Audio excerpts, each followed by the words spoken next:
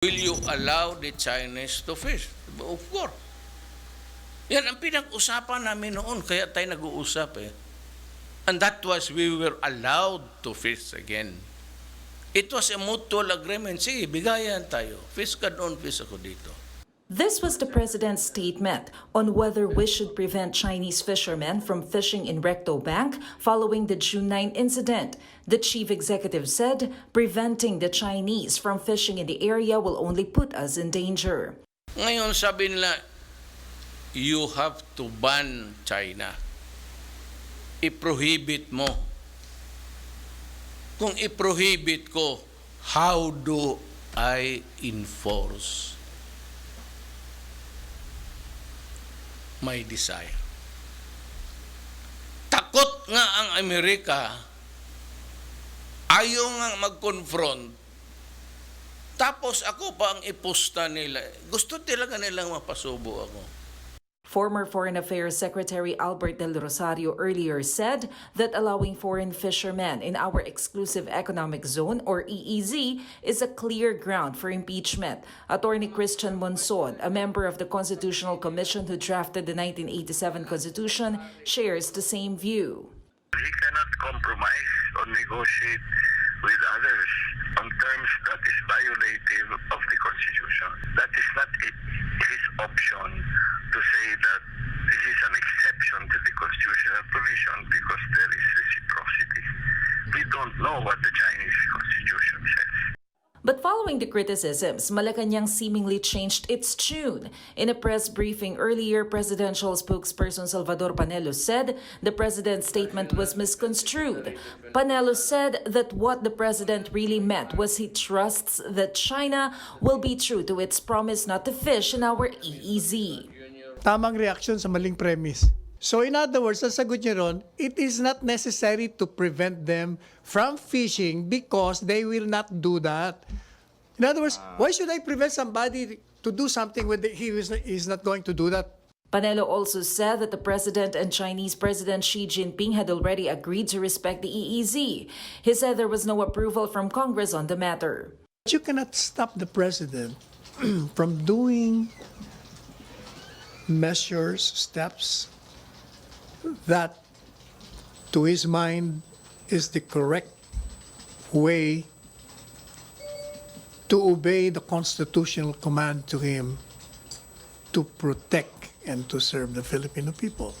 Senator Richard Gordon, on the other hand, said that foreign policies must not be based on personal relationships.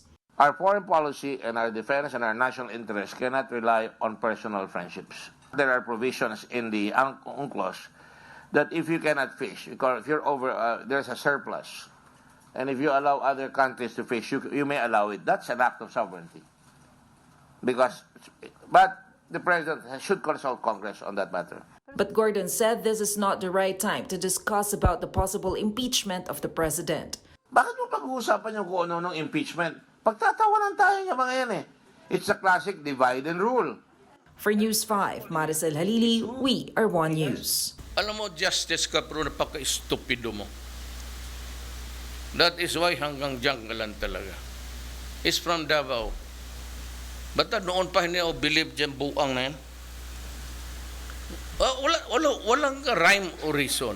Pati itong mga senador sa oposisyon, alam mo, gusto talaga nila ng gulo. That was President Duterte's remark to Supreme Court Senior Associate Justice Antonio Carpio, who says Duterte's statement regarding China's right to fish on Philippine waters on the basis of friendship was unconstitutional. On Tuesday, Carpio said under the Constitution, the use and enjoyment of marine resources in the Philippines EEZ shall be reserved exclusively to Filipinos. Carpio pointed out, based on the decision of the Arbitral Tribunal in The Hague, Netherlands, the Philippines has sovereignty or jurisdiction over its EEZ, which includes the Recto Bank. Duterte, on the other hand, has no legal basis for his claim. During his speech at the 122nd anniversary of the Presidential Security Group in Malacañang, Duterte said that Philippines and China have already come up with a deal on the matter. The president insists the Philippines has no sovereignty in its EEZ, only sovereign rights. Di binigay sa atin yung sovereignty. Our sovereignty is only 12 miles. Ang economic zone, wala tayong sovereignty. No country in the world has a sovereignty sa kanyang economic zone. Duterte also mentioned he already has the result of the investigations conducted by the Navy and the Coast Guard on the Recto Bank incident, but that he will wait for the result of China's probe before releasing it. He once again said the incident is no reason to start a war. That is a mere maritime accident or incident. You do not react violently. He also dared Western countries to join the Philippines in confronting China. Ang hamon ko sa Amerika, Britain, France, mag-assemble tayo dito sa Palawan. Tapos diretso na tayo. Doon sa Spratly. Agawin na natin kung maagaw natin. Kung maubos tayo lahat, sabi nila, Duterte is not protecting the interests of the Filipino. You want me to put the lives of 110 million Filipinos by going into trouble? Even former Foreign Affairs Secretary Albert de Rosario, who got turned away in Hong Kong last week, wasn't spared. It was Albert representing yung hinahuli sa Hong Kong, dinitain. Gamit-gamit ng passport na hindi naman dapat. You are no longer an employee of government. You have no business using a government diplomatic passport. For News 5, Royces Nagit, we are One News. Still on the President's remarks regarding China and the Philippines' exclusive economic zone, Vice President Leni Robredo, for her part, says it's a good time to brush up on the Constitution. The Vice President on Thursday said the 1987 Constitution explicitly states that the Philippines has sovereign rights over its EEZ. Ms. Robredo called Senate President Tito Soto insensitive for suggesting that it is too difficult to gauge the scope of those rights in the West Philippine Sea.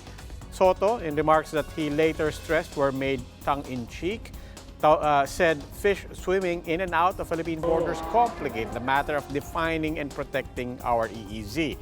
Vice President Robredo said Filipino fishermen reporting harassment from Chinese vessels should feel government standing by their side. Para sa akin, at this point, kailangan nating siguruhin na maramdaman ng mga mangingisda na hindi natin sila iniiwan. Maramdaman nila na tayong lahat nagtutulong-tulong para makahanap naman silang hustisya sa sinapit nila.